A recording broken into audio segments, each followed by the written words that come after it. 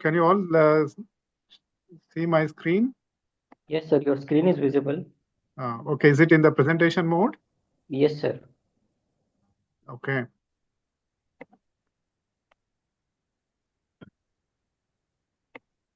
Okay.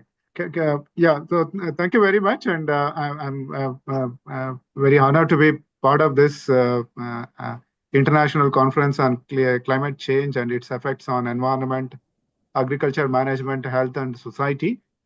I understand that there are esteemed faculty members, students from different backgrounds are attending this conference. So I'm going to briefly touch upon. I made this as a presentation, more like an awareness presentation.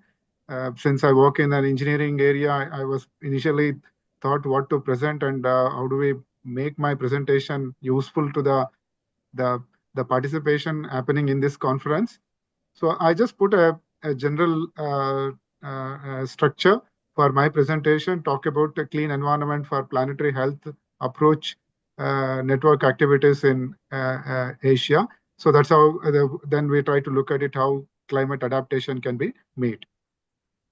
So before that, I have my special interest, and I also see that there are plenty of opportunities available in IIT Madras to various science, engineering, and arts program. I just see that if you get time, and please visit our institution website, and you will get many more opportunities for your research, internship, and also for your higher studies.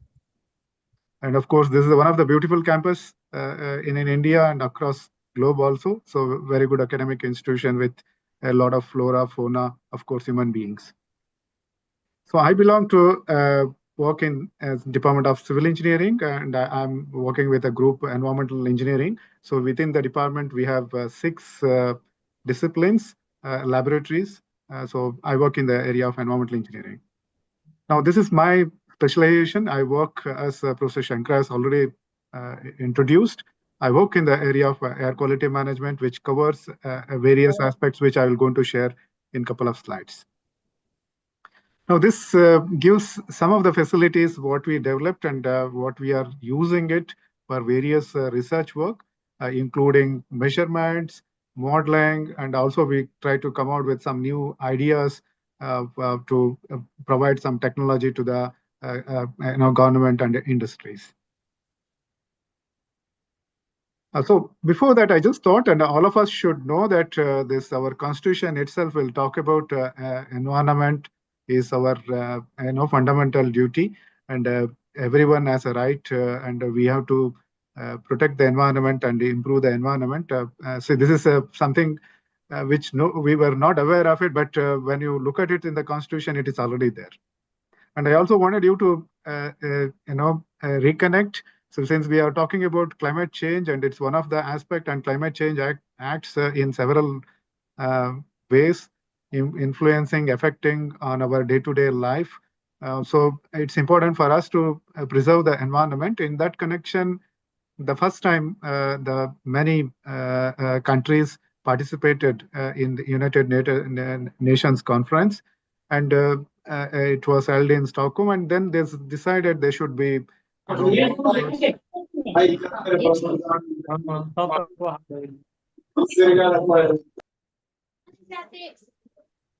they should work towards addressing this environment. So that's why on June 5th, every year we celebrate World Environment Day. Now, this is more important for all of us to look at it. What is our focus? For example, if you try to look at it, there are some waves happens in the different, and I just wanted to come back to you. So what is the wave you are expecting at this point of time? So initially, if you try to look at 1970, 85, during that period, there were water power, textile, iron were showing a significant increase. Steam, rail, steel were the second wave. The electricity, chemical, internal combustion engine were the third wave. The petrochemical and electronics, aviation were the fourth wave. And now we are just completed the fifth wave. You know that a lot of digital network, software, mobile technology, communication, all this were taken. Now in the sixth wave is all about looking at in terms of data and artificial intelligence. I'm sure that this will going to drive, but I don't know how whether it will sustain for more than 60 years or for 50 years. So that is not clear to us. Now, I wanted you to connect to from the sustainability point of view, because this is where when we talk about climate change and adaptation is required. So I request everyone to mute so that it's easy to speak. So there are 5 elements we also called Panchabhutas. So you try to take earth, fire, sky, air, water. And if you see that everywhere it is polluted, water is polluted, earth is, we are overcrowded. And fire, if you try to look at it, whether we get a pristine fire, it is not possible. There is a lot of pollutants existing in that. Air is contaminated. And of course, the sky has also been invaded with so many satellites and so many other activities. So it means that wherever you try to see that, everywhere there is a lot of, contamination is happening. Now we'll come to the environmental. Question पूछ लिए, किसी से नहीं पूछे, हम ही से पूछ लिए। दो तीन पार्टिसिपेंट्स कह रहे हैं आपका टॉपिक बहुत अच्छा है, इस पे काम करने की जरूरत है, स्टार्टिंग है, ये है वो है। उन्होंने भी इतनी तारीफ करी हमारे टॉपिक की, अब क्वेश्चन पूछ लिए। Srishti, can you please mute your microphone? बोलना तो पड़ेगा। फिर हमने दोबारा से पूछा, फिर बताया जो समझ में आया। एक दो लोग कह रहे कि एक पार्टिसिपेंट था दूसरा, उसने पूछा कि मेरी वाइफ को भी ये वाली डायबिटीज हो गई, डायबिटीज अलग होती है, उसी पे हमने अभी किया है। Professor Vilas, can you mute other participants? और बच्चे को भी फिर बहुत आगे तक रिस्क होते हैं ना। हमने बाकी बोल दिया कि डाइट वगैरह का इन सब का ध्यान रखिए, आप बाकी अपने डॉक्टर से कंसल्ट करिए, बॉडी कैसे रिएक्ट कर रही है ये तो मैं नहीं बता सकती, वो आपके डॉक्टर बताएंगे। Doctor Kiran, please unmute all. Professor Vilas, you mute all the participants. Type 2 नहीं, टाइप 2 अलग होती है और वो वाली दूसरी होती है।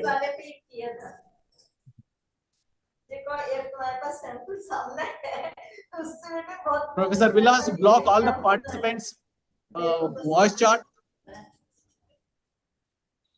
तुम्हारा टॉपिक ऐसा चलते हैं, तुमसे पूछी जाते हैं क्वेश्चन। चलो सही है, हो गया अच्छे से सबमिट का। तुमसे पहला हमारा पहले हुआ था, हो गया उसका भी।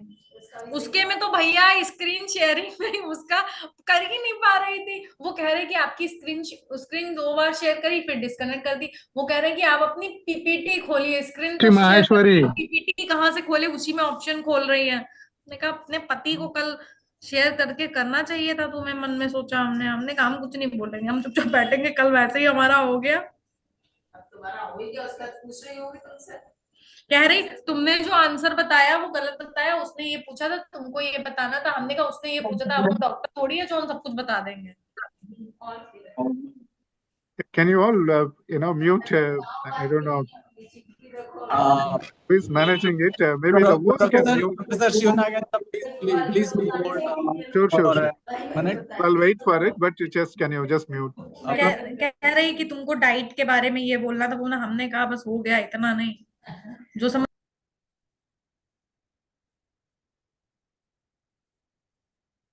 I'm sorry for the this technical issues happens, misuse of. Professor, we sincerely apologize for the inconvenience. No problem. I'm sorry for that.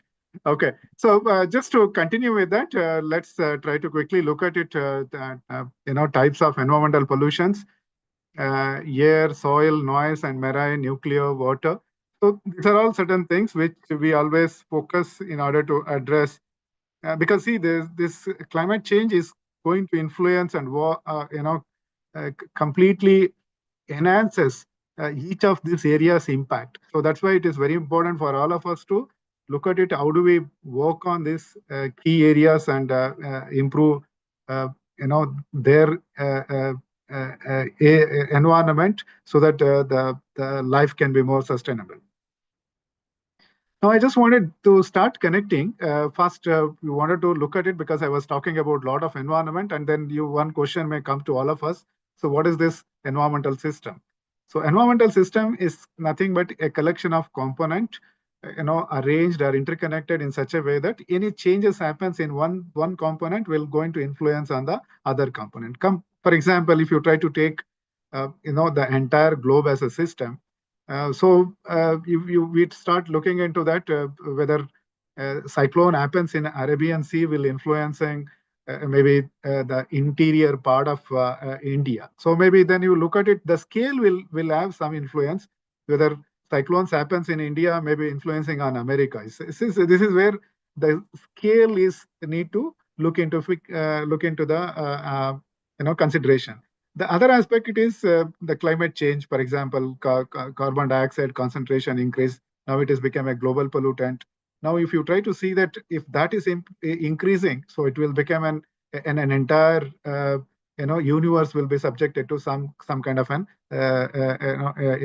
impact. So now let's try to look at it. What are the components we are trying to talk about? The physical, chemical, and biological, or maybe a combination of all the three. Now, I wanted to connect it to the environmental issues because I'm talking about a lot of environmental issues, but I just wanted to see that how these environmental issues that are relevant to your own city, maybe the urban areas, or maybe the rural areas, maybe agricultural areas. So whatever it is, we'll try to look at it.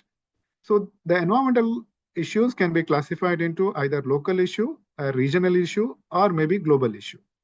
Local issues, for example, your household water quality. For example, a particular community may be get affected, or maybe an individual house may be affected, or an apartment can be affected. So that can be more localized. Now, if you try to look at it, if it's a river is a get polluted, then it may be a regional problem because the entire stretch of the river is polluted and its water being used for many cities. So then it will become a regional problem. So for example, the current the stubble burning, which happens in Haryana and Punjab, which influences on the air quality of Delhi, it's a more like a regional problem. And we talked about a global problem that is more of a temperature increase or maybe any of the significant impact on that one. الله يحفظك لأنه بيتحكم على الانفلونزا. Okay, so now I'll just give some examples. For example, what are the local environmental issues? The contaminated land, environmental justice. So this is another aspect. I don't know whether you are aware of it. The environmental justice is a picking up area in many countries because I'm just giving one example. You know that within our transport systems, the mode of transport somebody uses go by walk, bicycling, two-wheeler, or maybe four-wheeler. In some of these four-wheeler, there is an air-conditioned, non-air-conditioned buses. So all sort of things will be there. Now you try to look at it, the pollutants coming from any of this air-conditioned bus or any of the vehicles, so will be more exposed to the person who is going by walk. So now if you try to look at it, he will be the one who is getting impacted, and who are all the others who are contributing? They're using the motorized vehicles. So now why he has to, if he get sick because of exposed to the air pollutants, his respiratory health will get affected and he need to visit hospital and he has to pay for that. But what reason? So the others who contributed pollution in that particular area. So now who has to pay for getting treatment for such cases? So that's how there is a lot of issues related to that. It is getting discussed in these days. That's what we call it as an environmental justice. Or what you also notice that a polluter pays for it. For example, if an industry is contributing more pollution, then he has to also pay for make sure that they have a proper treatment system in order to prevent the environment not getting contaminated. Environmental liability is another aspect. Air quality, surface and groundwater quality, noise pollution. This is another area. I think just now we passed, very clean and peaceful Deepavali. Otherwise, we used to a lot of crackers will be used during Deepavali days, and the sound pollution is another aspect. So I just listed out some of the the key type of hazard you will look at it. For example, I don't know whether maybe you can also use your chat box, and you can indicate. We know just now a few years back we just overcome this corona pandemic. So now I want to ask you, is it a local problem, or is it a regional problem, or is it a global problem? So you will get an idea that so how this the different activities influencing at local area or regional area or at the global area. Now, with reference to the climate change, the adaptation required, I would like to touch upon some aspect about this. The last point which you are seeing, the heat island effect. And you know that what is heat island? So, for example, in the cities, and if you are staying on the living on the outskirts of the city, that in general the temperature in the outskirts will be much less cooler when compared to the city center. So you will notice generally about 3-4 degrees more. So as a result, if the temperature increases, if the temperature also increases because various reasons. For example, it could be because of the urban development, a lot of concreting, heat, absorption is much more in that particular area, or there won't be a much green cover.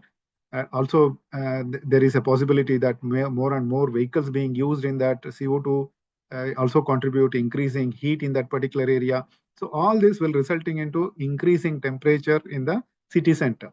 Now, people who are working in the city center will generally experiencing, and all of you know that since many of you are working in microbiology, so these microbes will be very liking increase in temperature. If the temperature increases, say about 35 to 40 degree, they will be very active. They will be very quick in their reactions. So hence, the health effects associated with any of the bacteria, viruses will be aggravating, and hence it is influencing on human health significantly. So now you look at it, we talk about climate change, rise in temperature, how it will going to significantly affecting the overall environmental conditions. Now I'll also give some examples for regional environmental issues. So this is another aspect, that lots of constructions are happening, mining is happening. This will resulting into resource degradation, soil erosion. You might have heard about it. That will also contaminating poor, as a result, if any construction activity is happening, the groundwater can also get polluted. So all this aspect will be important for us to look at it. How do we sustain the regional resources in order to maintain the good ecosystem in that particular area? The land and water pollution and waste dumping, for example, all the city waste being dumped on the outside of the city, and maybe we think that it is fine, but it is affecting on the groundwater quality, affecting on the odor problem, affecting on the dust pollution. So what many more. So all sort of things may be an important for us to look at it in terms of regional environmental issues. Then coming to the global environmental issues, this is more like fossil fuel is a one good example. All of us use extensively the fossil fuel, but I know people are predicting that after 20-30 years this will be an key issue, and people will definitely look for alternate sources. There are a lot of emphasis on non-renewable to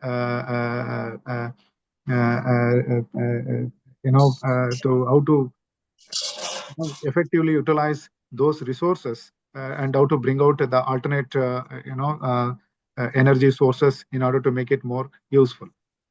So in summary about this environmental issues, I just wanted you to understand. So there are different types of environmental impacts. You can look at it: physical, biophysical, social, health, and economic. And sometimes the impact can be a direct impact or indirect impact, or impact can be cumulative. Just to give me a minute. I'm in a meeting. I call it later. Then we have this is another aspect. Magnitude and severity is another aspect. Sometimes the magnitude can be moderate, low. Sometimes if it is an high magnitude, it can be severity can be very high. So all these aspects need to be looked at it. The scale is another aspect, whether it is a regional, local, all these aspects need to be looked. I'll connect it to some of my research, what we are trying to look at it. So we try to see that the earlier air pollution issues were more like all these industrial activities. Maybe even if you try to look at it, wars are contributing more pollution. Of course, now also they contribute large pollution, but nobody monitors that. But pre-industrial area, then coal-based engines were started contributing. Then industries are contributing. Now we are talking about all climate change resulting into sea melting, increase in or ice melting, and increasing sea level rise.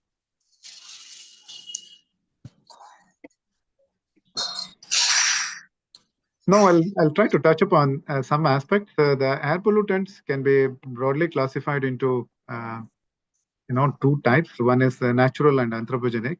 So within the natural, you have a volcanic eruption, dust storms, and forest fires. And within anthropogenic, you have industries, domestic, and motor vehicles. And of course, so there are so many other sources also contribute to air pollutions in these days. Now, one of the other air pollution which we always miss is indoor air pollution, and I'm sure that you all give me a quick example within the house, which is the most polluted location, and you quickly say, okay, kitchen, and you will say that generally the woman who is involved in food preparation is the one who is exposing more air pollution in the indoor environment.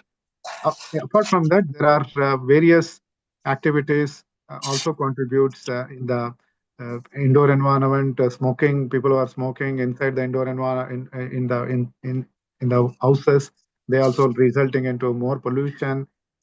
And then sometimes the garages which are attached to the house, they will also contribute more pollution. So there is a lot of need for us to understand the ventilation aspect so that the indoor air quality in the house is good.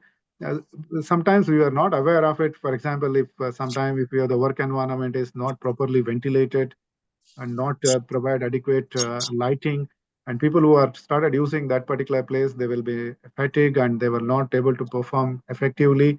And they say that the moment if you say that, what we call it as a sick building syndrome, so they will reach to that place, they won't perform, they feel headache or nausea, then they will not do any work. And then the moment they come out from that particular workplace, they will feel better. So it's important for us to look at it, how good is our indoor environment, or even classroom. Sometimes if it is not poorly ventilated and lighting is not there, it is also affecting on learning activities. Now, this gives some more details about the vehicles. Now you will see that this is one example where many urban areas you will notice there is a different types of vehicles. We call it as an heterogeneous traffic, where two-wheeler, three-wheeler, auto rickshaw, bus, every vehicle name them will be there on the road. So hence they will contribute significantly in terms of pollution. Now you look at it, significant people also using this particular place. As a result, they will also get exposed to the higher concentrations of pollutant. Now coming to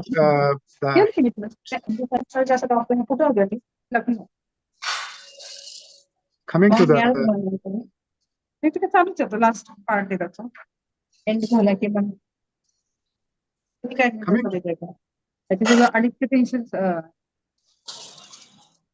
coming to the impact of this air pollutant.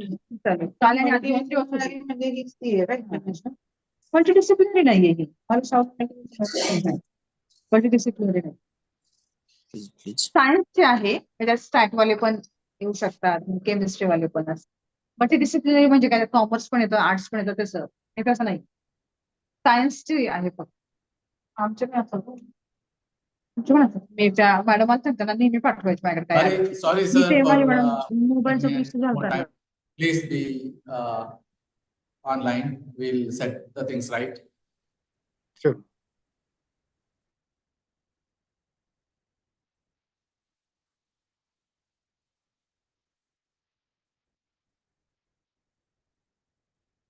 Okay, so coming to the health impacts, if you try to see that air, water pollution, soil pollution, so we have a different ways of exposing to the pollutants. So, for example, inhalation is one aspect where we inhale air, and through that, if the contaminants get into distributed to our bodies, organs, that will get impacted. The other one is uh, you know injection. So means you take food is contaminated, then it will also influencing on various organs of the body. And then there will be an dermal contact, so where your skin can expose to the toxic pollutants, and then this skin interacting with your other the body parts can interact with these all toxic pollutants, and then there's also another way which can impacting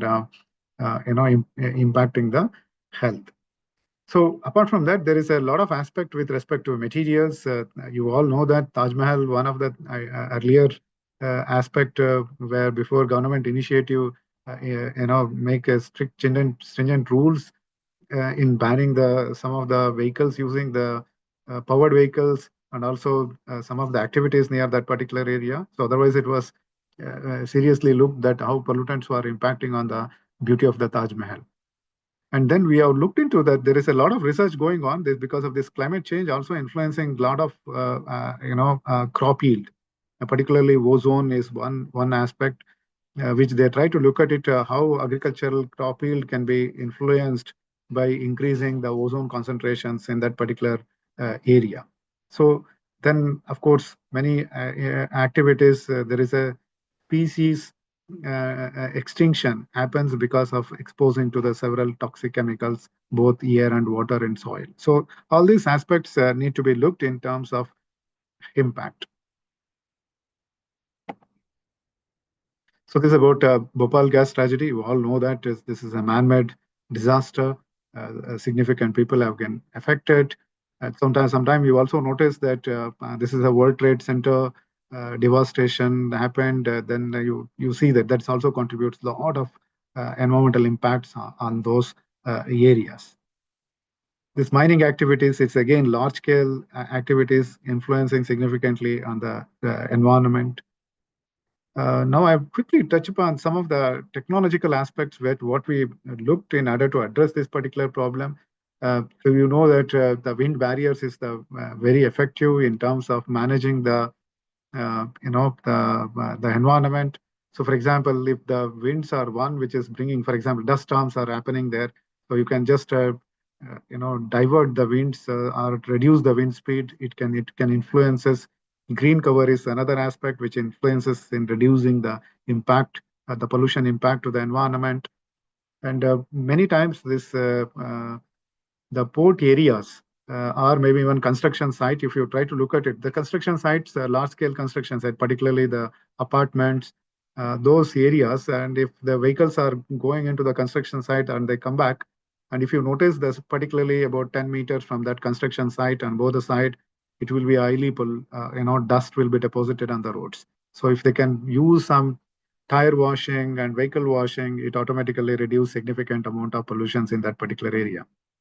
So this is something which we started looking into that in order to make sure that this is not a Google map which tells you about the traffic congestions happens, but it is more of what we started using is a sensor which provides an information that what is an air quality, what we breathe, and how it can be used. So this is also provides an information, sir, which are the hottest spot. For example, if the temperature is much higher, warmer, it can happen because of the congestion activities in that particular area. So now this also can help us in understanding that how signals can be redesigned in order to improve or reduce the air pollution in that particular area. So we also started looking into that. You might be knowing that the vehicles, when you purchase the new vehicles, will produce less pollution. But over the period of time when you use it, it started because the vehicle age is also increasing. And if it is not maintained properly, they contribute more pollution. One good example for you to look at it when you keep watching this whole municipal solid waste collection vehicles. So sometimes you notice they are the oldest vehicle, and they're playing on the city, and they contribute more pollution. And one research we try to look at it, how this exhaust characteristics influencing the air quality of the city. And if you try to see that, the last part will talk about the blackest. This is the first filter we used was white, and the last one shows about the thick filter, which contributes more hydrocarbons, and black carbon that will contributing to more of a climate change aspect. And hence you see that if the city is having more old vehicles, this kind of an pollution will be much higher. So we use that one to use this machine learning based model, so that on a real time basis, this model can be used to predict what is the pollution that are contributed by each vehicles. And one of the idea is all these vehicles can be connected with this kind of a device, and a driver will aware of it, how much pollution is contributing to the environment. So these are all some technologies, and you know that there is a DC generator sets which are there in many places, and sometimes large generator sets produce sound as well as more pollution.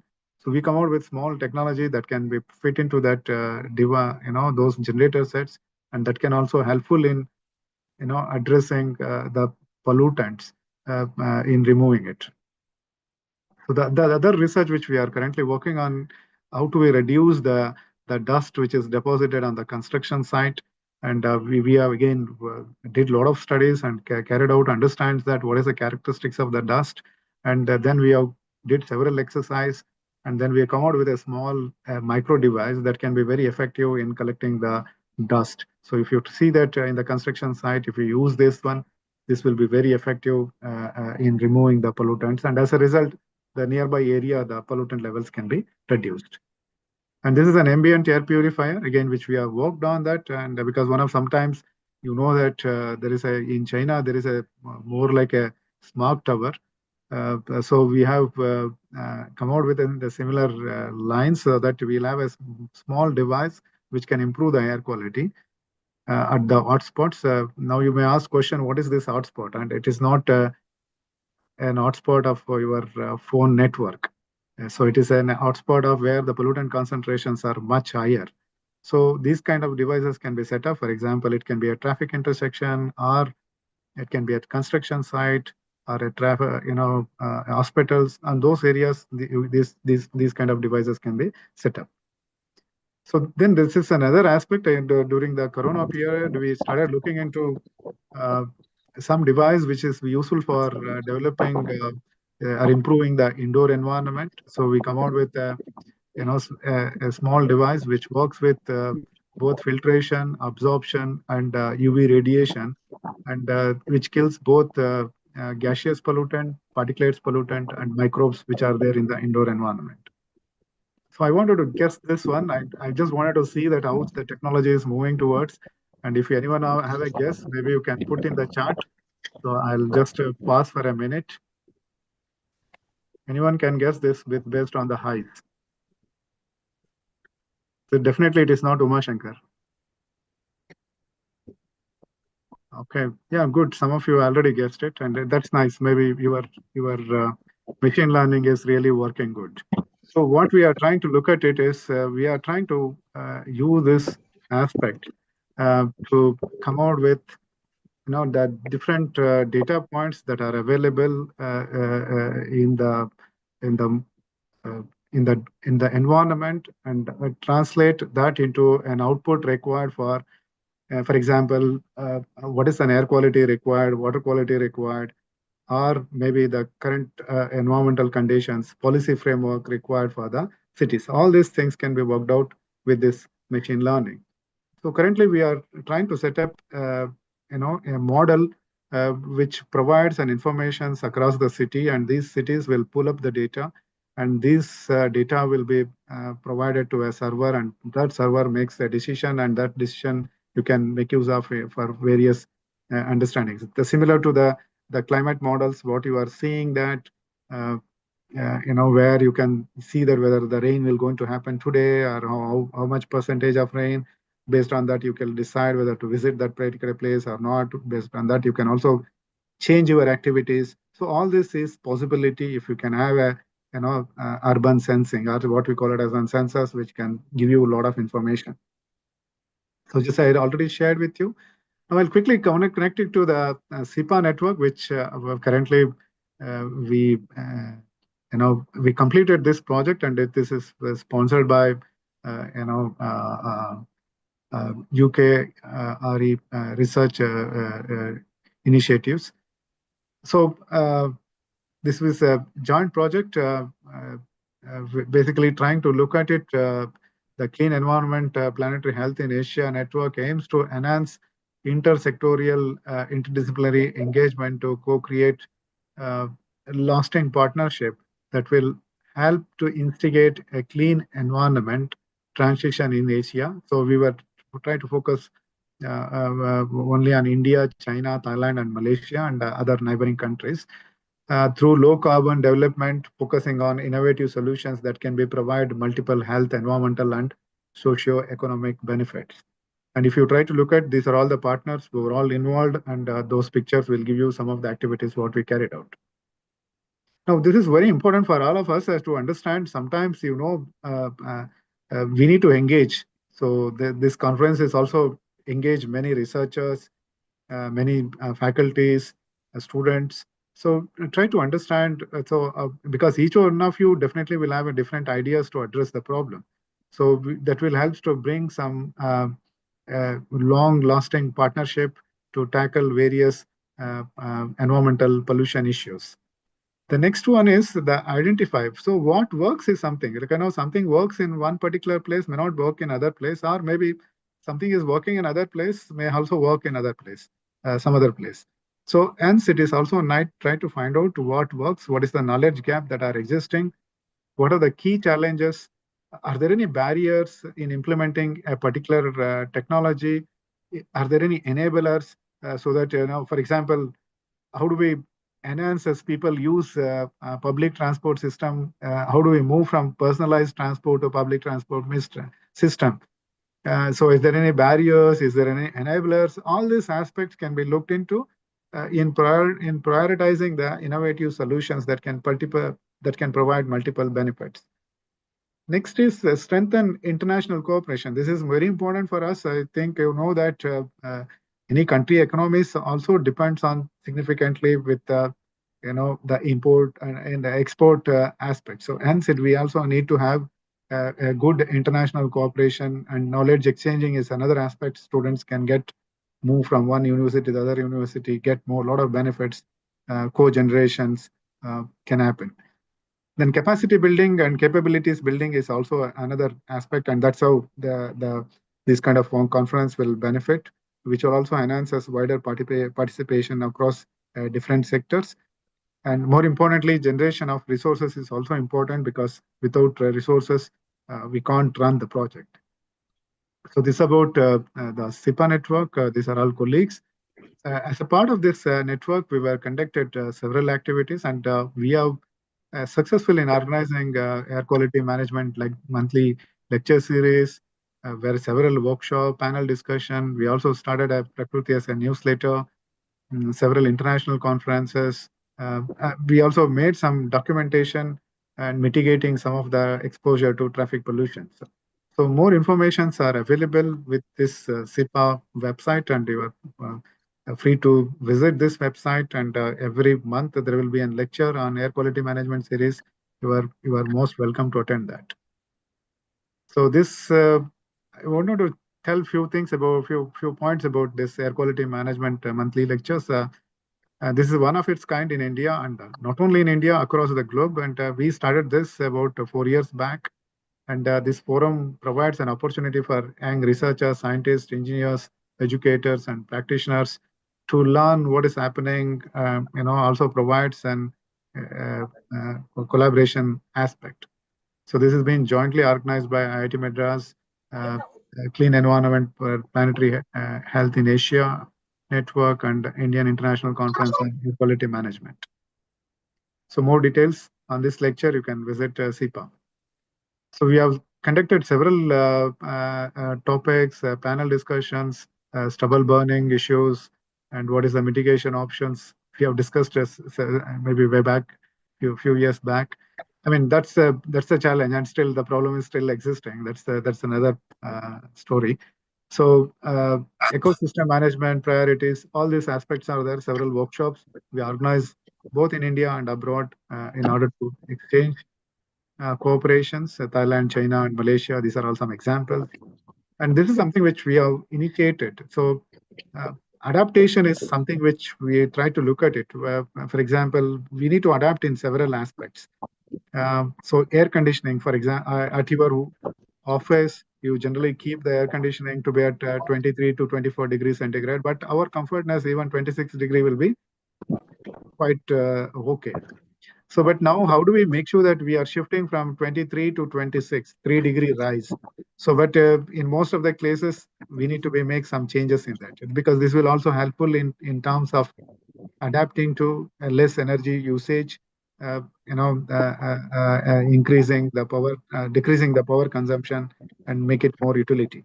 So in that context, we also start looking into that. What the younger community, particularly the society with children's, what the solution they look for, or what is their views on the current environmental conditions. We conduct several uh, drawing competition, poster competition, videos, 1-minute video competition. So these are all some of the awarded poster presentation, drawing competition, and videos.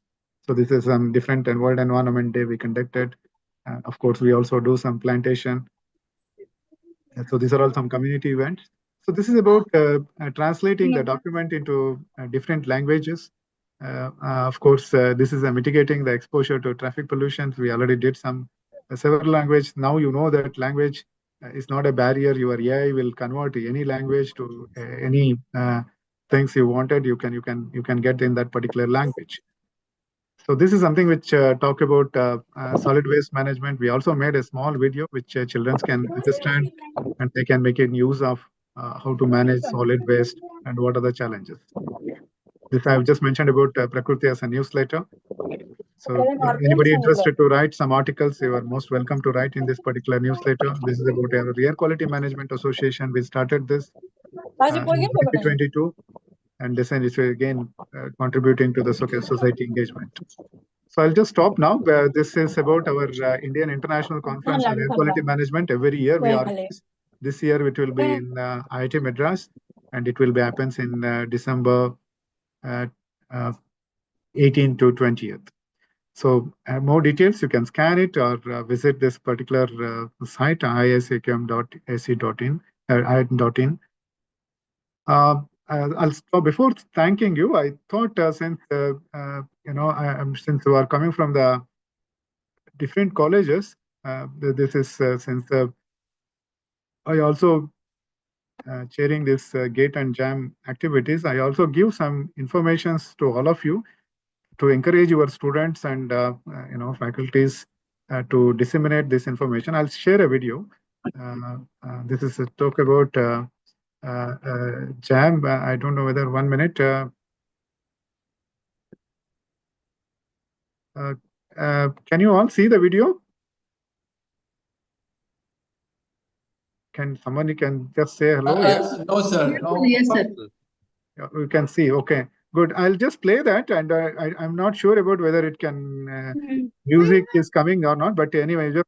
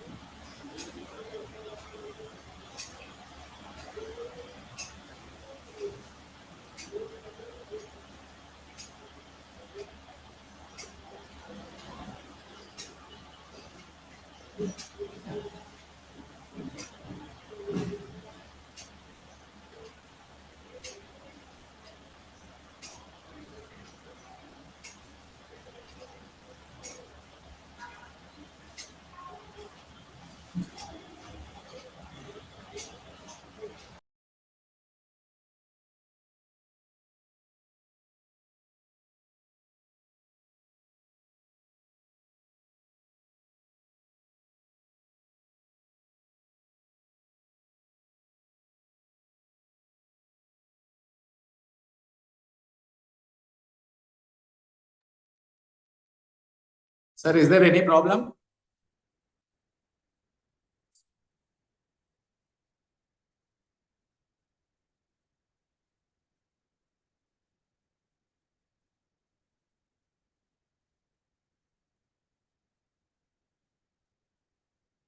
Professor, is there any problem? No problem. Okay.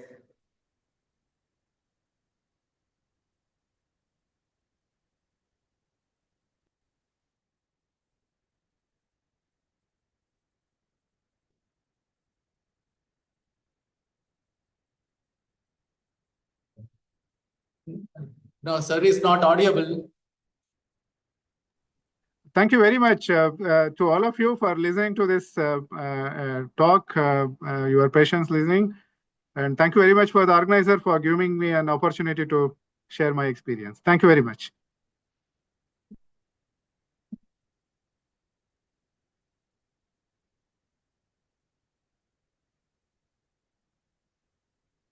Can you all hear me? Yes, sir, you are audible. Thank you. Hello, Professor. We are very much delighted to listening to your lecture. Anything I would say would be an exaggeration and it cannot be matched on your expertise in the field, what you have presented today. And we are very grateful and thankful to you for spending your valuable and valuable time with us on behalf of our confidence committee. I really thank you for presence with us. And thank you, sir. Thank you once again. Yeah, thank you very much. So see you all soon sometime. Thank you.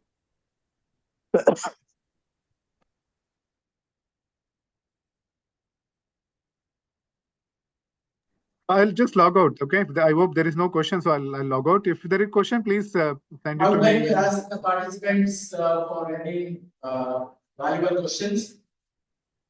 If you have any valuable questions, please proceed.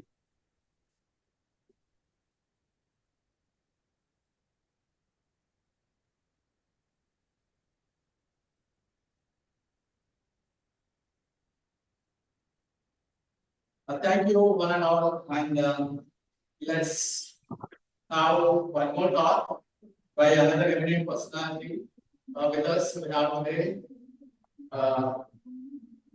Professor Rajesh Prasad Singh, sir, are you online? उनखे हे मिलियो अथसि NCBS आहे न उनमें microscopic techniques सिखण जो मिलियो अथसि चांस वो be free of images Please, fellow participants. सभु ॾियनि था पिया त चई मां वञा चयोमांसि वञ Please, fellow participants, mute your microphone.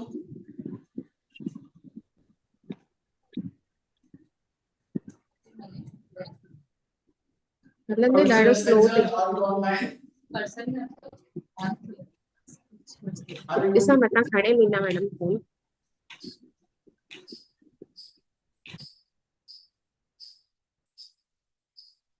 Ms. Sandhya, madam, please mute your microphone. Professor Singh, are you online? Yeah. Yes, Professor Rohit. Yes, I am. I'm very delighted and happy to introduce one more friend of mine. And he is Rajendra Prasad Singh. He is working as a professor at School of Civil Engineering, Southeast University in Nanjing, China. He is also associated with the Southeast University, Monash University, Joint Graduate School at Suzhou, China. Currently, he is actively engaged in research related to bioremediation, use of nanotechnology in biotreatment, wastewater treatment, sustainable urban water development, sustainable urban water system planning and design, low impact development, ecological improvement for urban road and public space, real-time control of urban water supply and drainage systems, climate change, urban water environment and water ecosystem restoration, rural ecological protection and restoration, and other environmental pollution related issues. He was the visiting fellow at School of Civil and Environmental Engineering, Old University in the year 2013. Professor Singh has published more than 140 papers in international journals. He is a recipient of International and Scientist Fellow Award of Natural Science Foundation of China in 2015 and 17. Professor Singh is a member of various academic and non-governmental organizations, example American Society of Civil Engineering, Environmental and Water Resource Institute, and International Water Association. Professor Singh is also serving as a editorial board member in Water Association editor in Frontiers of Environmental Science, Journal of Civil Construction and Environmental Engineering, review editor in Frontiers in Microbiology and Frontiers in Biology journals. He has also served as guest editor in highly reputed JNCR index international journals like Bioresource Technology, International Biodeterioration and Biodegradation, International Journal of Water Resources Development, Water and Environmental Science and Pollution Research and Applied Sciences. Professor Singh was the chair and organizer of ICWRS, ICA conference held at Southeast University in Nanjing, China, and co-chair of the ICA conferences. Professor Singh, we do not have eminent personality like you, and we are very blessed to have you today with us, and also sparing your valuable time, precious time with us on our request. And I would like to request you to go with your presentation. Okay, Professor Rohit, thank you very much for giving this wonderful intro about me. And also thank you very much for inviting me. Actually, I use both mobile and laptop, so maybe I will switch off my mobile Zoom and I will just use the laptop. I was afraid that maybe the video quality will be not good in laptop, but I think it's okay. Maybe audio is more important, right? So if that doesn't work well, I will just switch off my video from the laptop. So could you please give me permission for share the screen?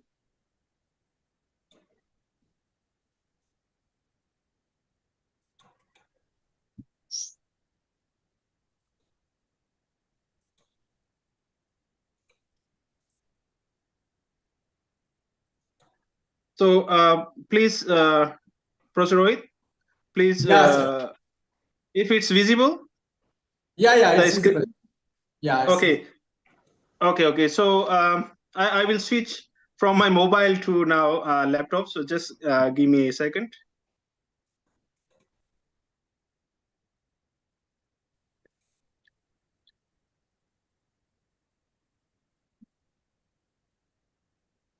Okay. Yes. Hello, sir.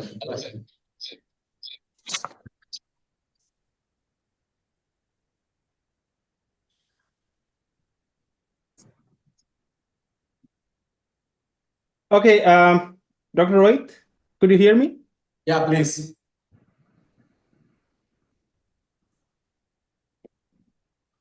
Professor Rohit, please make sure if it's audible. Yeah, we could hear you. Okay, thank you. And I'm not sure if the video you can see me as well or not.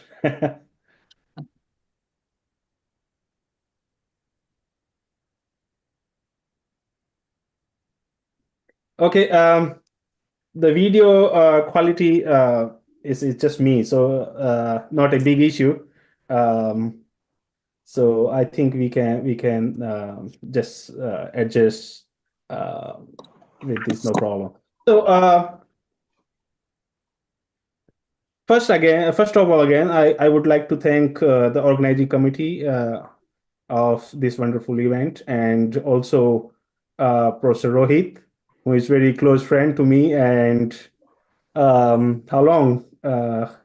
Since 2000, I think 7 or 8. 2005. Yeah, 2005. So it's been long, and it's really wonderful that we are still in connect with each other, and still have the memories in mind that it just happened yesterday. So thank you, Professor Rohit. I will just call you Rohit, but yeah, Professor Rohit, thank you very much. And Welcome, sir. again, the principals of different colleges who are organizing this event, and also Professor Dandavate, sir. Virat, Professor Virat, and Professor Dandavate I and forget the name. Professor Professor Rajendra, sorry, my same name. So thank you very much, all of you. And today I will talk about the issues of how we can manage the different types of waste, organic waste or municipal solid waste, we can say in general. The time was not that much enough about this event, but when Rohit just invited me, it was really good that yes, I cannot stop myself to say yes, I can. Since the topic of this event, this conference is about the climate change and its effects on different sectors such like environment, agriculture, management, health, society, right? So in this talk, I will talk more about how we can treat the organic waste, or in general, the municipal solid waste. That includes the kitchen waste, food waste, or some other organic waste material that create a huge challenge if it is not treated well. So finally, it's affecting the environment, or we can say they contribute to the climate change, right? So it's a big issue, and especially in the countries like China and India. In China, especially where I work, and I notice Dr. Rohit also know it very well, that they are very rapid developing. They change the things very quickly. So many times some issues not planned very well in advance. So when something they implement, then after a few years the things the problems come out, right? And another is the eating habits, or the nature, or the habits of the people is different. So many these West related issues are there in China, and nowadays government or different sectors, they are trying their best to sort it out or work on it. Many researchers they are also working tirelessly to manage this issue, to manage this problem. So the title is okay. So what are the FYD syllabus? So it's the same thing, Professor मूंखे खाली ये ॿुधाईंदे तव्हां जो from. इन जो नालो unit जो major जो तूं ऐं आशीष सर वठंदव न I'm extremely sorry, Professor. I just will set that thing right. न न इन जो Okay, no problem. So न ख़बर अथई ठीकु त हुन में छा आहे मॉड्यूल 1 मॉड्यूल 2 आहे की न unit 1 unit 2 Dr. Sandhya ji, if you can hear my voice, please unmute. Sorry, please mute.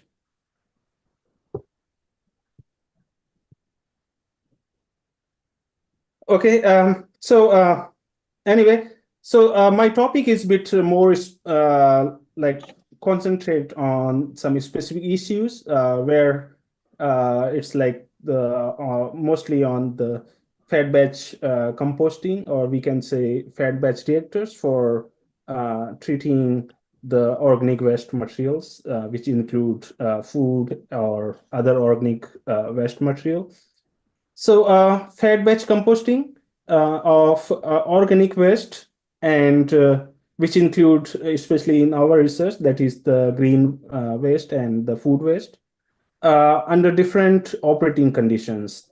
And then we also propose a new approach, which is hypercompost, means the treatment of these organic waste materials with some bulking agents in high temperature.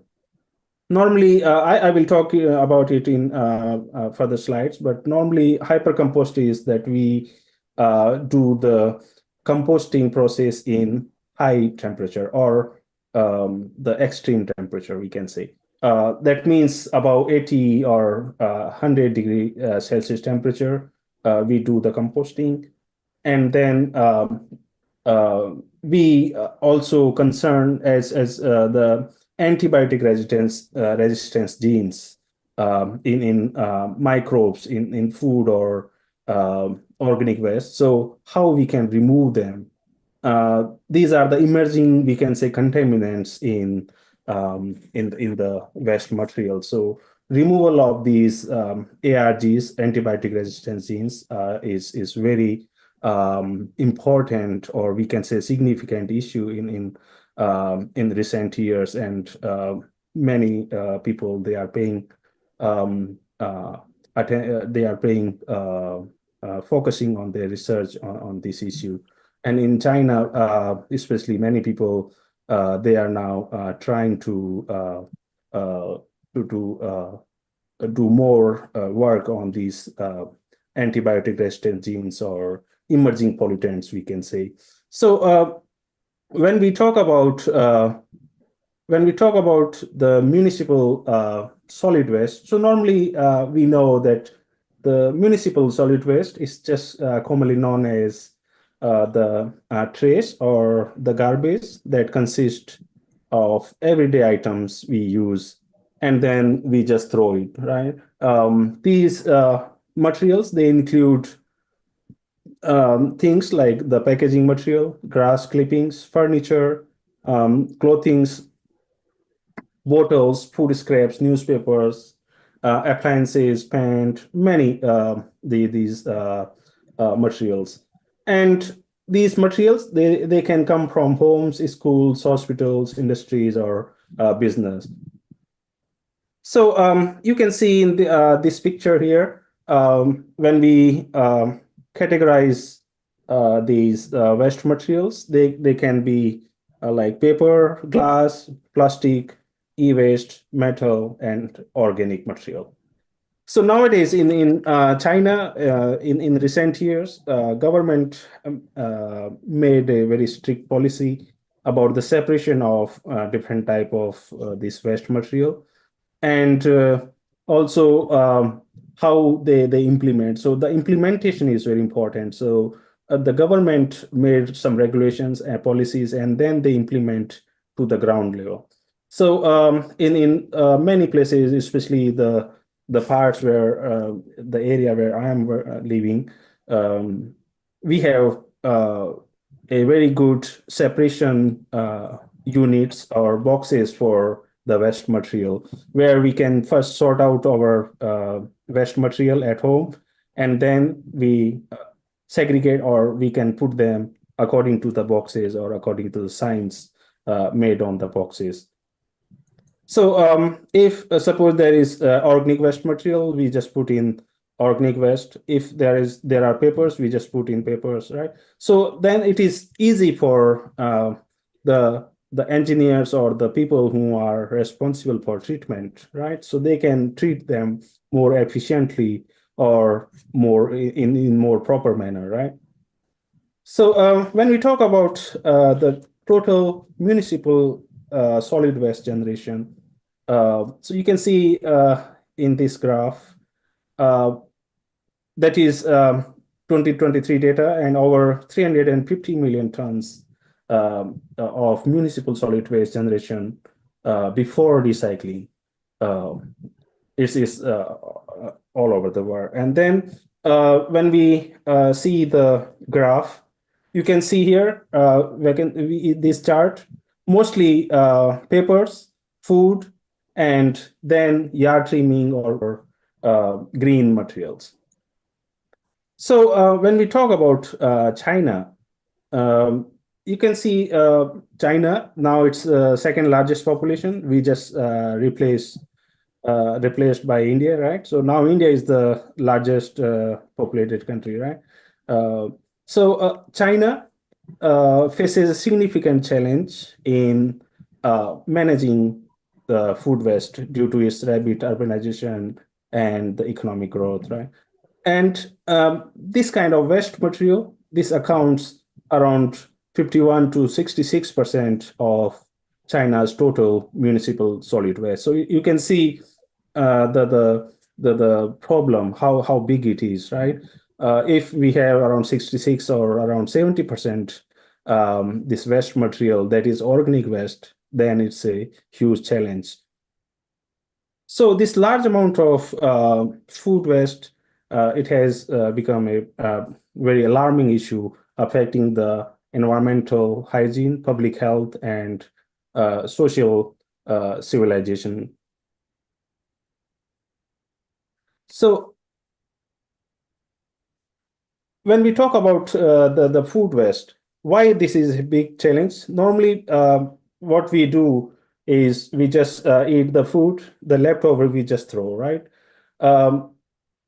In China, because mostly people their eating habits are different. They consume different these food which consists more of meat, and then leftover food is a big challenge. If we don't manage it properly, then it creates a huge challenge to environment. So why this is a matter? Because food waste, it consists of a high moisture content. If it is having high moisture content, then it is very hard to treat, right? And also, if we try to burn this, it costs very high, and the harmful gases or the chemicals it releases is also a big issue, and it can harm the climate, or we can say the environment.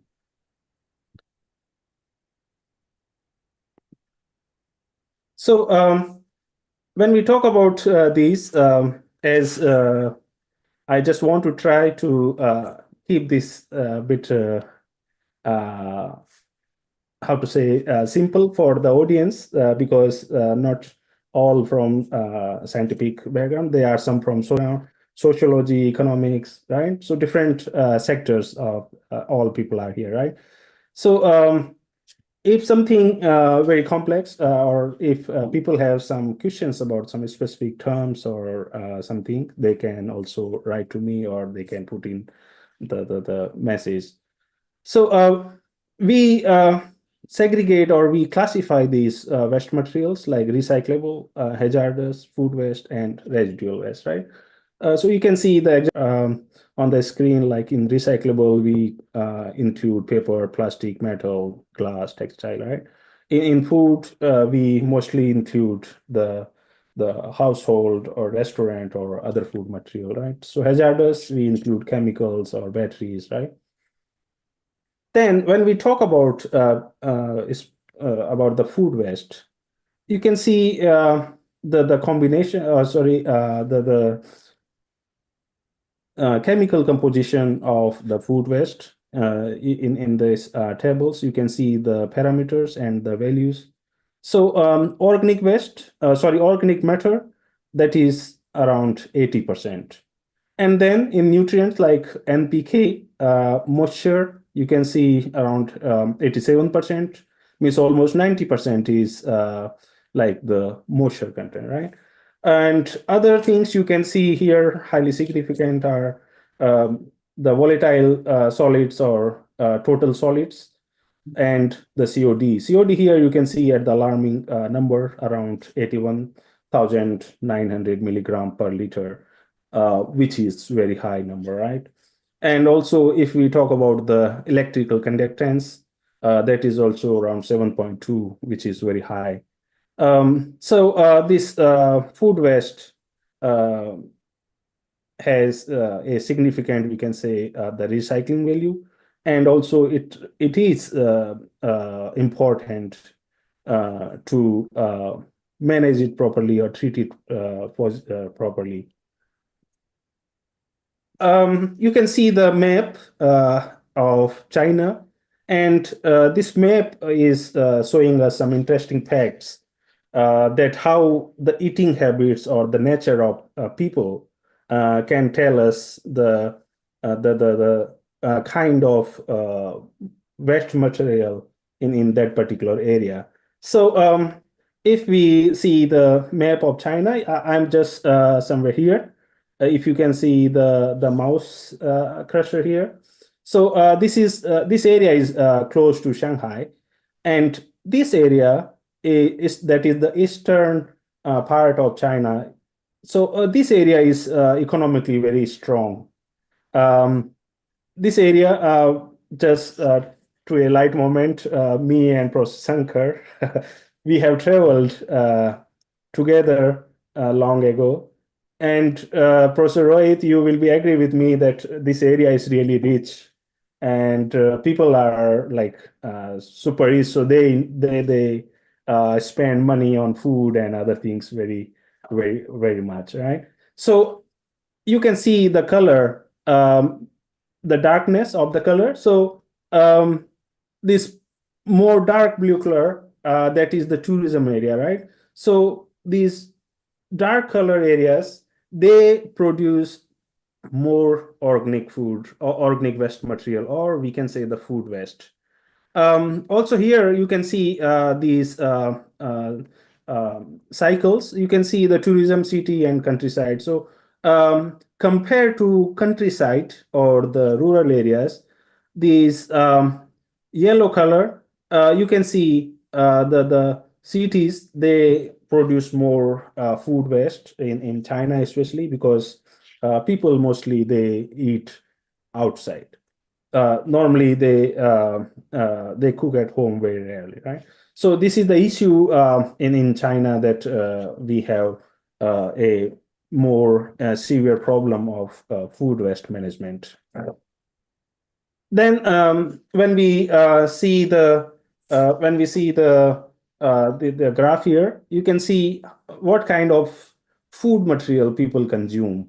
So mostly you can see these vegetables and the grain. So this graph is showing that people normally they consume vegetables and green, but they also have a significant amount of meat materials.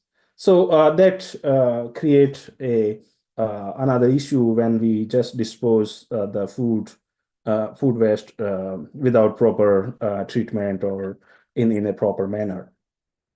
So you can see here the food waste disposal habits in China or in many other developing countries, that normally before classification, what people do is just throw it, right? So landfilling, they just throw it in some areas where the land is available, right? So landfilling.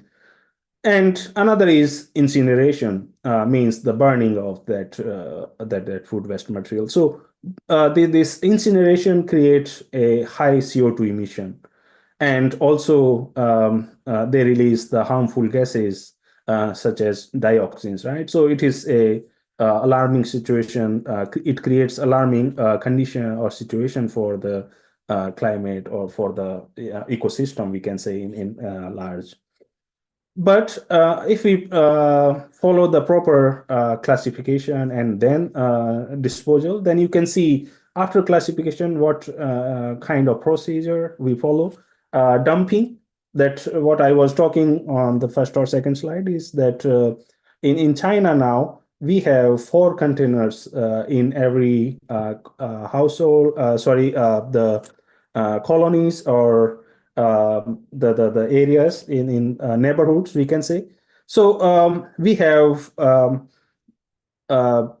residual, we have green waste, we have food waste, we have paper waste, right? So according to this, these trucks or the collecting vehicles, they come and they take the waste material accordingly.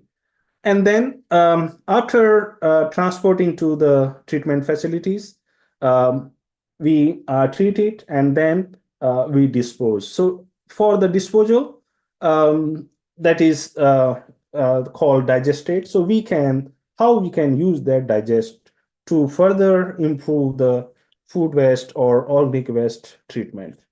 So normally we use aerobic or anaerobic digestion, right? So these are the very common practices all over the world, and most of the scientific community or students of science, they know about these practices, these treatments, right? So in anaerobic digestion, you can see we have slurry and manure. We have these crops or the agricultural residue. We have the wastewater and organic waste, or we can say the food waste. So when we put them in aerobic digester, or we can say anaerobic digestion, so what is the outcome, right? So you can see here we have like slurry, that is the digestate, right? And the gas production, that is called the biogas, right? So mostly in biogas, we have methane and we have CO2, right? So when we talk about CO2, CO2 again, it's a very toxic gas, right? That directly affect that the environment, right? Or we can say CO2. Now, when we talk about the new government in US, right? So when we talk about the Paris Agreement, which happened, I think, in 2015 or 16, where the leaders they adopted the CO2 mitigation goals, right, or reduction in CO2 level. So many developing countries, because especially US, China, and India, we three are, and then EU combinedly, we can say. So we are the biggest producer of CO2, right? So that time they agreed to this. So China and India, luckily, we are doing good, and we reduce the CO2 production, right? And it is quite we can say promising scenario, or interesting that these developing countries now doing good, but many developed nations, they are still far behind to reach the goal of the CO2 mitigation. So back to here, CO2 and the methane gas, right? So methane gas we can use as a fuel. We can also call it biofuel, right? Now many scientists, many researchers, they are putting more emphasis on how we can efficiently increase the biofuel production, bioenergy production, right? So biomethane is a very good source for energy. And also through biogas, we can have heating system, we can get the electricity, right? And you can see the here we also got this digestate, right? So normally what we do is just throw it, just dispose it, right? So it is again a problem, because it creates pollution. Then again, it can create the land pollution, soil pollution, right? Or it can contaminate the groundwater. So how we can use this and improve the composting process, so that the organic waste can effectively treated, or properly treated, right? So here you can see for the household waste material, so anaerobic digestion, and then we also include the vermicomposting, right? So vermicomposting is a very common practice, and I think Dr. Rohit, when he was in China, he was doing some sort of research related to vermicomposting and some microbial things. I'm not that much aware, because that it was new subject for me. So when we combine this anaerobic digestion and the vermicomposting, it is not a very suitable, we can say, technique or procedure for the in situ treatment of household food waste. So what we need to do here is we have to adopt aerobic composting, because we need in aerobic in the presence of oxygen, right? So we can inject the oxygen, And also then we can use some kind of these reactors, right? So sorry, I was just checking the message there. So when we talk about the food waste disposers, right? So urban stormwater, that mixing of rainwater and sewage, right? Sewage treatment plants that needs to update the equipment.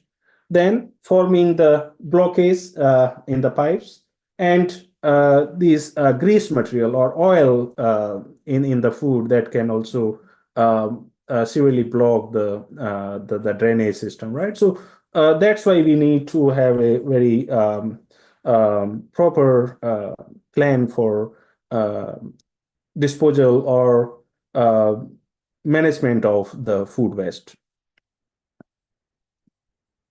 So here you can see when we talk about the food waste, we have food waste source and the collection. So agriculture, commercial, and the residential areas. From there, we can get the food waste or other green waste materials.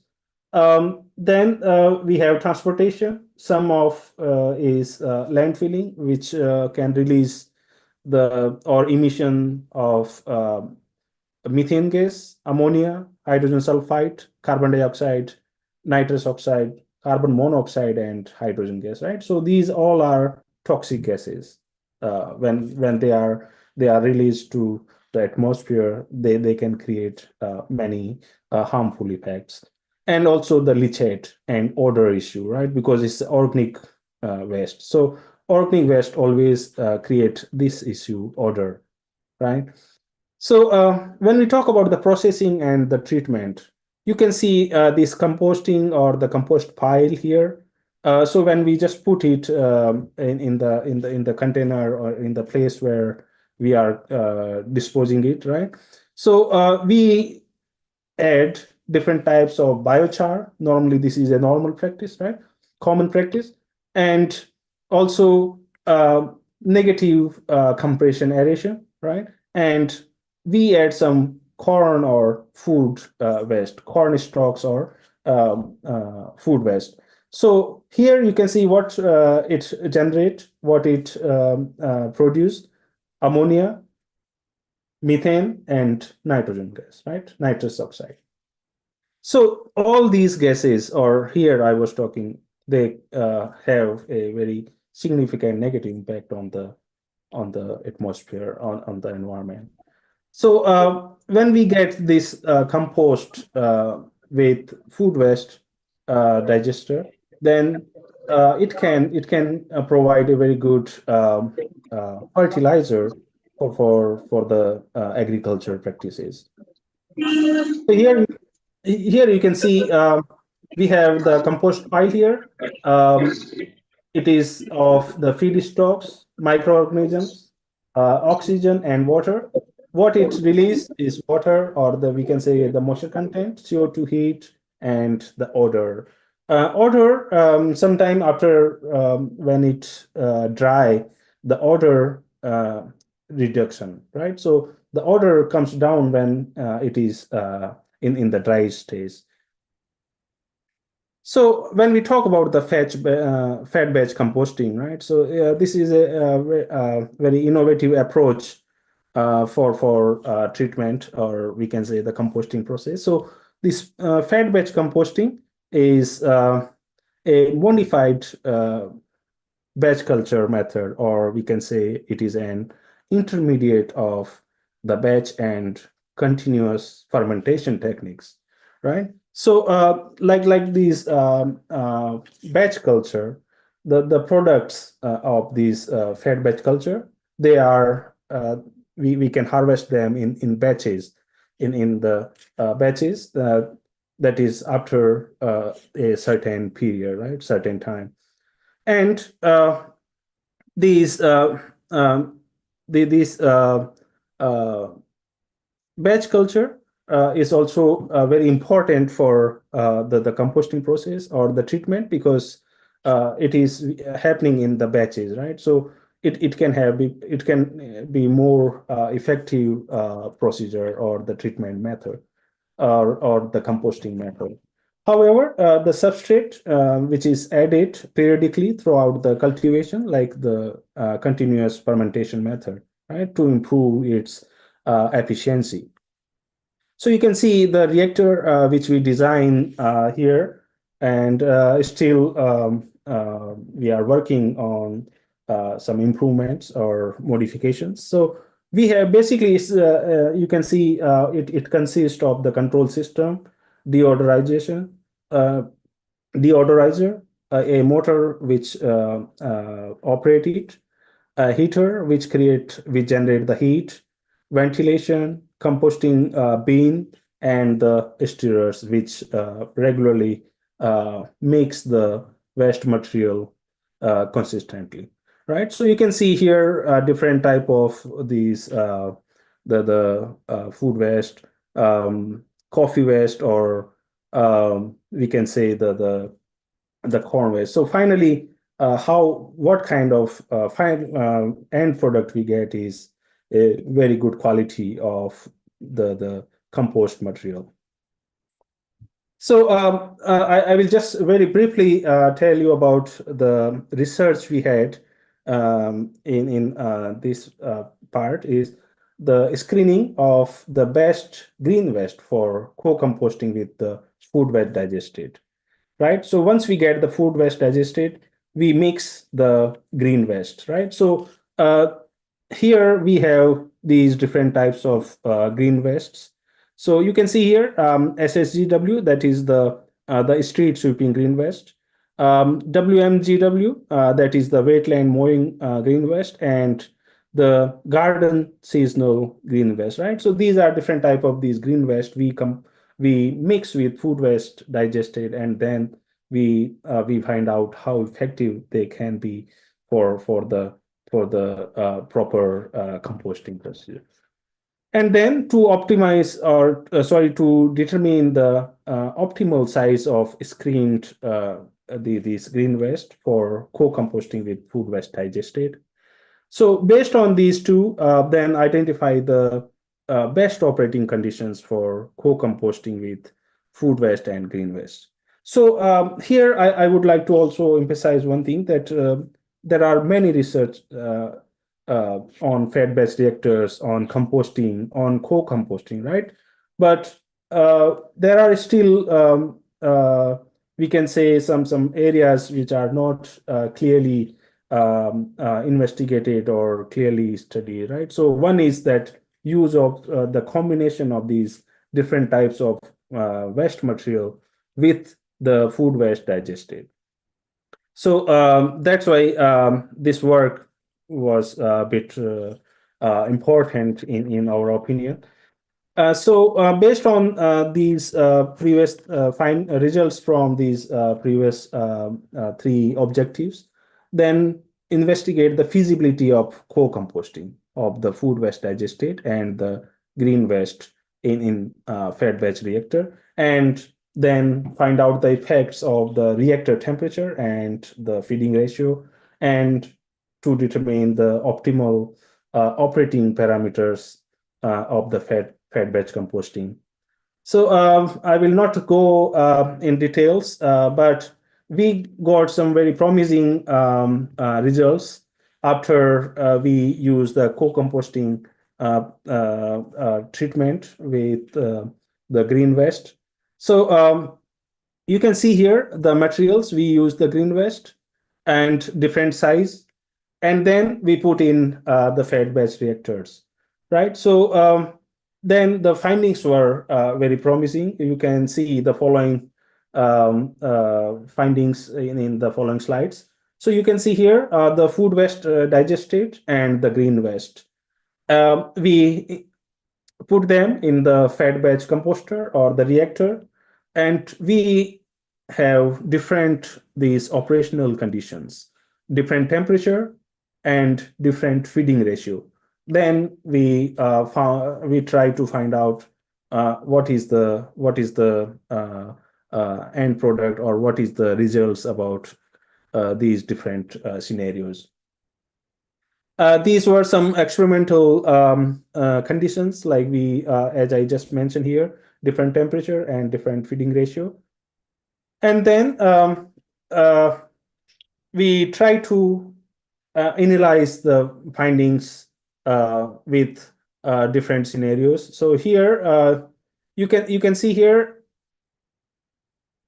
You can see here the first one, the temperature and the composting time, the moisture content and the composting time, carbon to nitrogen ratio to the composting time, and the germination index to the composting time. So here, germination index, we talk about the germination things and the composting. So you can see the temperature, it increase first and then gradually decrease. And then you can see a stable scenario there. So it shows that in this fed-based composting process, the temperature first increase, then gradually decrease and got the stability.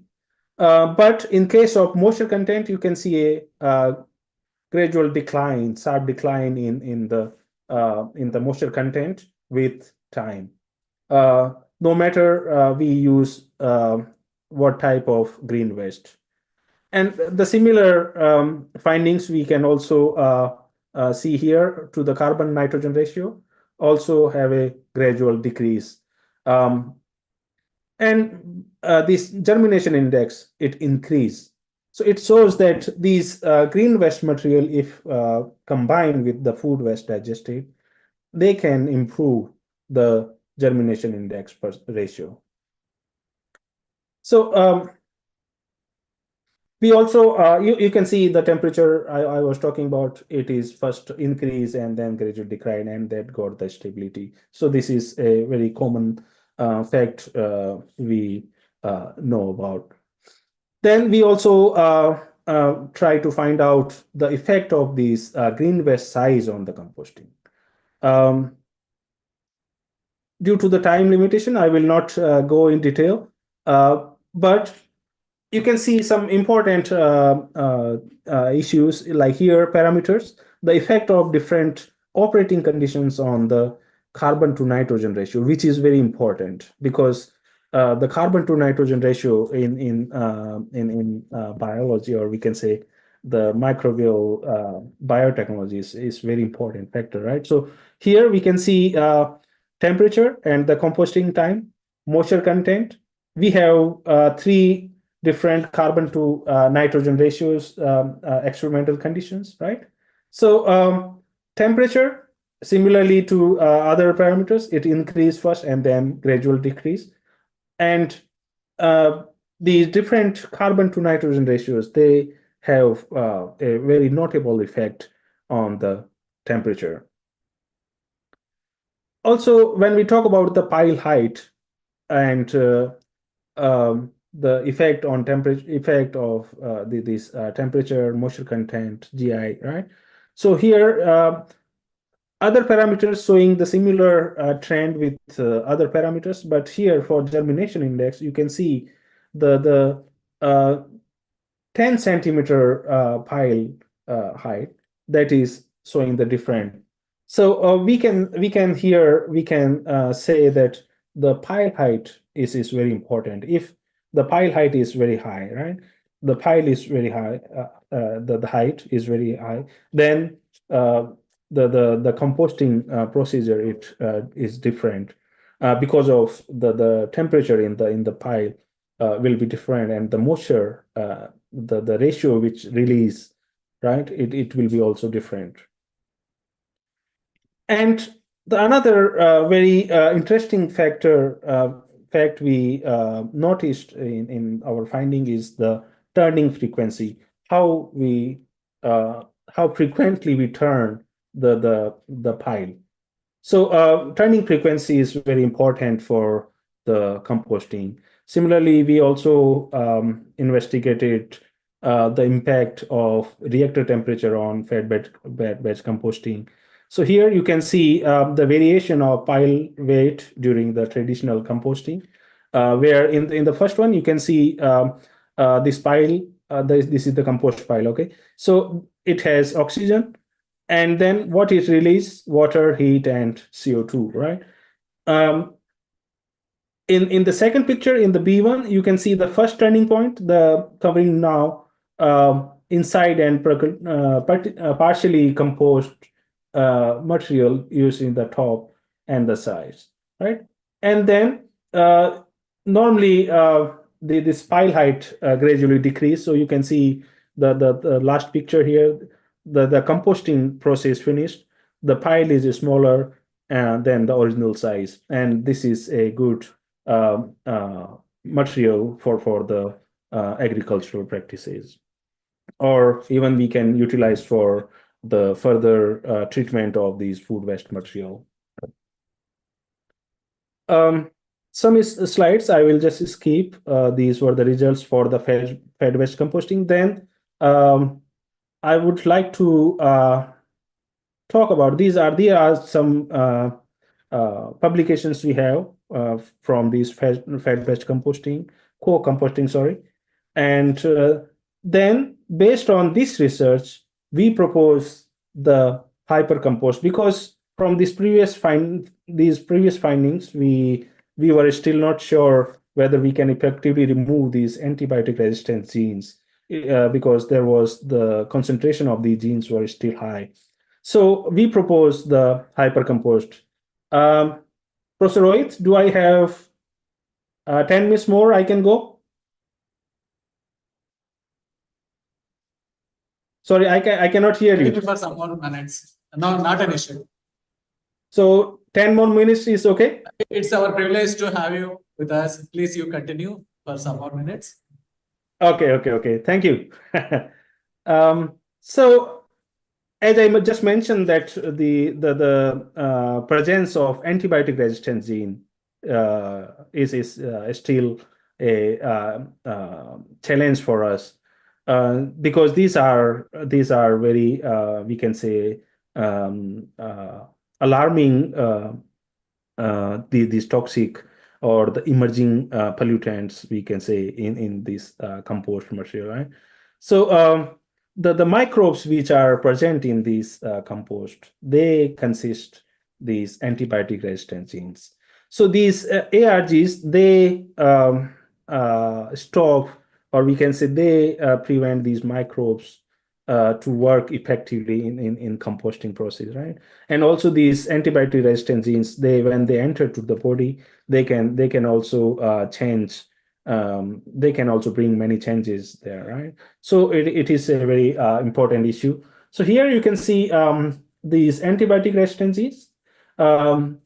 As an emerging contaminant or pollutant, these ARGs have become a great public health concern. In particular, the multi-source organic wastes that are important reservoir of the antibiotics, right? So it is because of the use of these different toxic these materials we daily life we consume, right, including the antibiotics. The increased antibiotic resistance in bacterial pathogens is related to the application of the organic waste, manure, and the manure-derived fertilizer, right? So if we use these, then the concentration of ARGs in the manure or organic waste is also very high. Therefore, the biotechnologies such as the aerobic compost or the anaerobic digestion could be employed as a remedial measures to reduce the abundance of these ARGs and the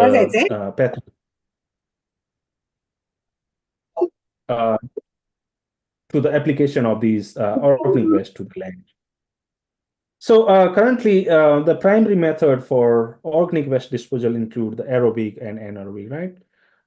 But these ARGs, when they released, why we because when they release into the environment, they can persist or propagate, potentially undermine the effectiveness of these antibiotic treatments, and also posing the significant public health risk. Here in this picture, very briefly, you can see here, I talk very brief. These ARGs in the environment, when they assemble, they can create a chain, right? And then they transfer to the humans or other animals, right? You can see human animals, right? Feedstocks. So these animals, when these ARGs go to the agricultural side, right, from human excreta or the manure. So then this cycle again continue, and then they form a very strong chain of these ARGs, right? So that is very alarming, or we can say very harmful situation for the human health as well. So here you can see in this picture, what happened is that these antibiotic resistant genes, right? So they attack, or they locate, or they change. They first goes to these microbial cells. They attack on the cell, and then they insert. They go into the cell, right? And then they attack on the DNA sequencing. So they change the DNA sequencing of these microbes, right? So these microbes, then they are we can say they are not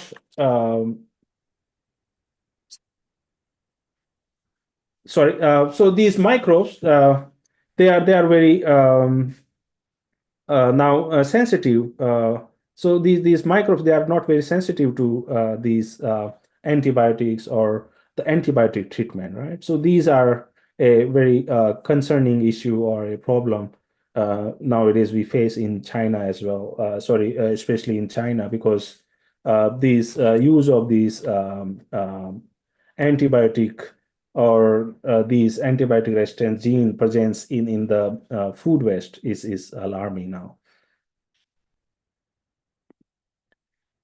You can see here also how these antibiotic resistance they perform. You can see these mobile genes cassette. Then they goes to these integron, and then how they change the whole these bacterial cell, right? So these can be a very alarming.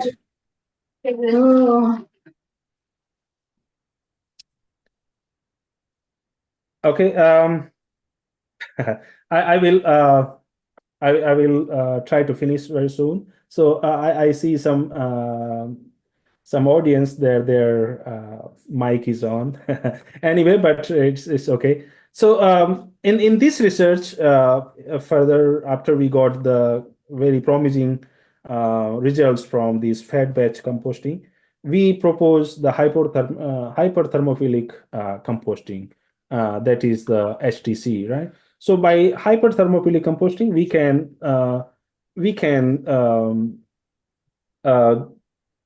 put these ARGs in the system. They can kill, or we can say they can neutralize these ARGs. So hypercompost, this work, it was aimed to propose a novel design for the composting reactors, able to operate under high temperature and also able to neutralize the ARGs. So here you can see we have this reactor, and then we use these some specific digestate and the waste material, especially the coffee waste and the nitrogen-rich organic material, right? So these additives or digestate or the food waste additives, they can reduce the ARG removal. So this work is still going on, and I hope we will get very promising results. These are some points how we are planning to do this work, and what are the steps we performed in the lab under different experimental conditions. So at the end, I just want to conclude with a few points, like the compost we get and the effective removal of these ARGs. So we have to do the final examination for the life cycle assessment and the life cycle cost assessment to find out whether these kind of findings are feasible or not. We also have to see the field scale or the pilot scale feasibility of this work, right? So at the end, I can say that the use of these bulking agents and different these operating conditions can effectively enhance the treatment process of these food waste, or we can say the organic waste material. Here are some pictures, which is just down to my house. You can see we have a container or shed where we have 4 containers for different type of these waste materials. Some pictures from the corridor or the roadsides in my colony. You can see just near to my house, we have these boxes for separation. Also, you can see the green material, green corridors we have in buildings. So this picture I just put here to show you that how we can effectively decrease the storm water. Storm water means the water after the rainfall events happen, right?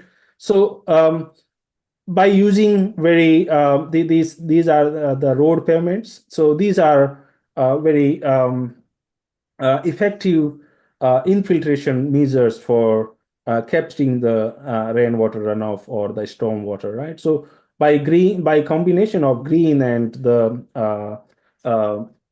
these payments, sustainable payments, we can also reduce the surface runoff.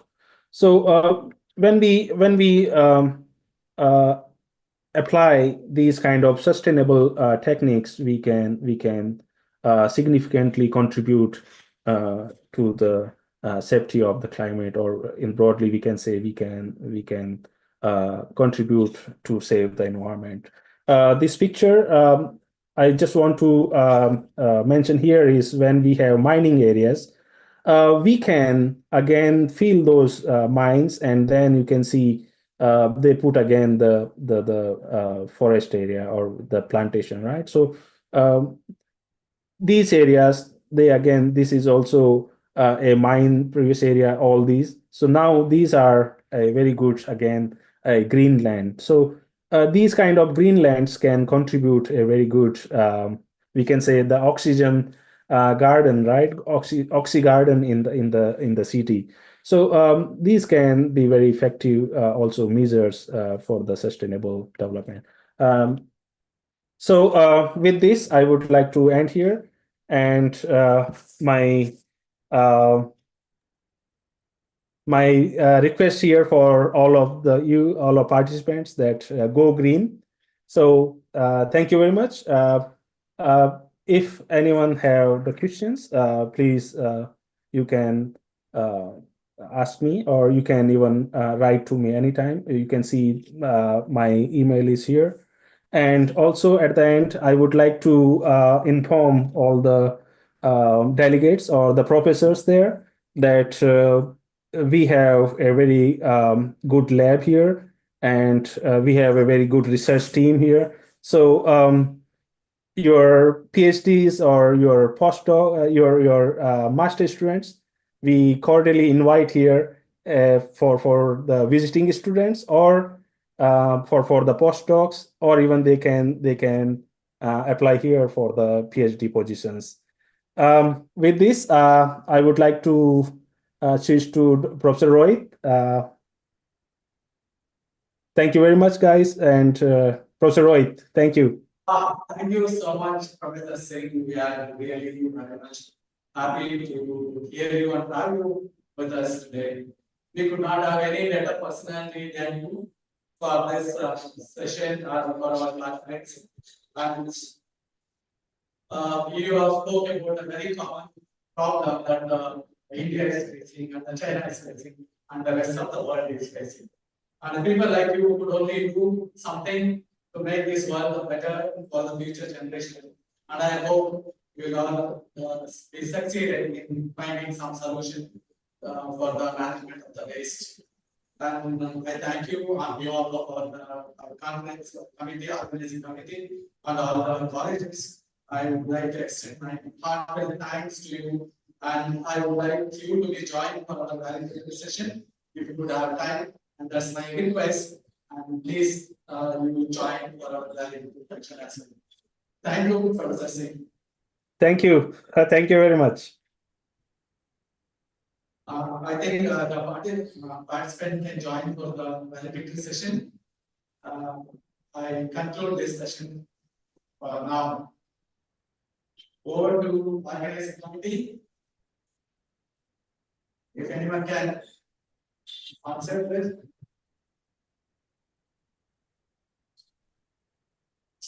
Professor Dhanawat sir or Professor Vilas, are you on line? Rohit sir. Sir. Shall we conclude? Sir, can we conclude the session? Sir, our concluding session means valedictory function will be on 4:30 p.m. Sorry? 4:30. Valedictory function will be on 4:30. Yes, sir. Thank you so Okay, much. okay. Professor You Singh, just declare. we would You like declare it. you to join for our valedictory function as well. And thank you so Yeah, much. yeah, sure. Yes, sir. Okay. Thank you, Professor Pradhan. Thank you, sir. Thank you very much. And Professor Rajan, if you can see me, and Please. Professor Vilas, thank you. Thank you. Thank you, sir. Bye-bye. Bye. If there is no question, then I can sign out. Yes, sir. I would like to ask the participant if there is any queries or questions regarding the session, please. They can also contact me directly to my email if have any specific question. Sure. Yeah. Please, I request all the participants to note down his email ID. If you have any queries, you can contact him personally. Yeah, thank you so much.